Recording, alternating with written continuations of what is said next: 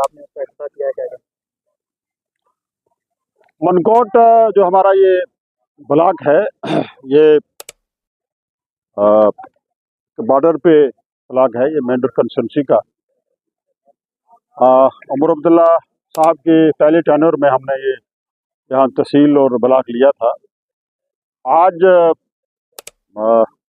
जो प्रोजेक्ट्स हमने यहाँ शुरू करवाए, जिसमें कुछ PMGSY है, हमारे नाबार्ड के प्रोजेक्ट्स हैं, हमारे जल शक्ति के प्रोजेक्ट्स हैं, कुछ प्रोजेक्ट जल शक्ति के जो 2014-15 में NRWDP एक स्कीम के तहत शुरू हुए थे, जो 10 साल से बंद पड़े थे, उन सब को हमने फंडिंग करवाई है और दोबारा जो है प्रोजेक्ट शुरू हुए हैं। कुछ नए प्रोजेक्ट यहाँ आए हैं, जैसे यहाँ एक क्रिकेट स्टेडियम बन रहा है बड़ा, यूथ की डिमांड को लेके। यहाँ ZDO ऑफिस बन रहा है और यहाँ जो है वो ब्लॉक में जो है एक CFC बनेगा और उस CFC को ब्लॉक ऑफिस के लिए भी इस्तेमाल किया जाए। ब्लॉक BDO ऑफिस आप समझ लीजिए, वो बनेगा। तो इसी तरीके से जो बाकी हमारे प्रोजेक्ट्स हैं जिन पे हम यहाँ काम कर रहे हैं, जो यहाँ क्लस्टर मॉडल विलेज में हमने यहाँ कुछ पैसा दिया है, उसका शायद जिक्र यहाँ नहीं आया।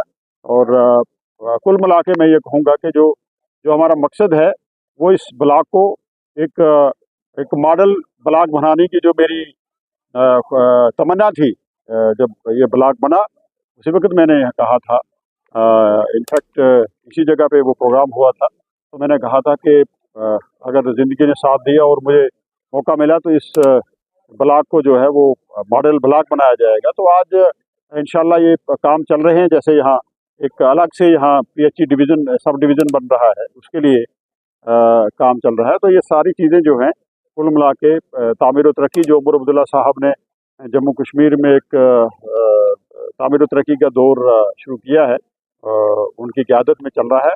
उसमें मेंढर को भी और बालाकोट और मनकोट को भी प्रॉपर हिस्सा मिल रहा है।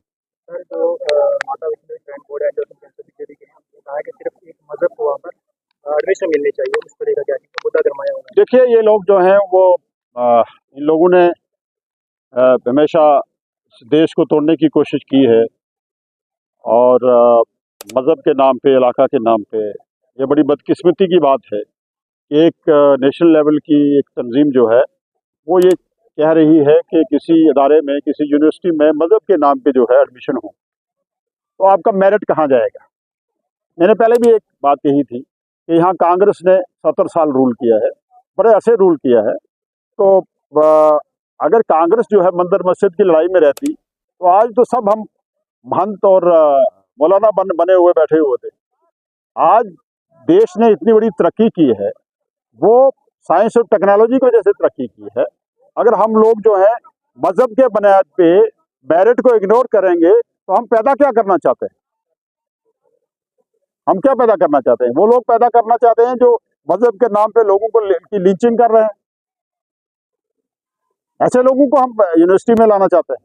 तो लिहाजा ये किसी भी एक सिविलाइज्ड मुल्क में ऐसी चीज़ें नहीं होनी चाहिए। मज़हब के नाम पे एडमिशन नहीं होना चाहिए, बल्कि मेरिट के नाम पे होना चाहिए। और जितने भी मुस्लिम अदारे हैं, यूनिवर्सिटीज़ हैं, आप वहाँ देख लीजिए कि वहाँ तो जामिया मिलिया में मुझे जाने का मौका मिला है, वहाँ तो सब लोग हैं, मेरिट पे लोग आ रहे हैं। अलीगढ़ मुस्लिम यूनिवर्सिटी है, मेरिट पे लोग आ रहे हैं।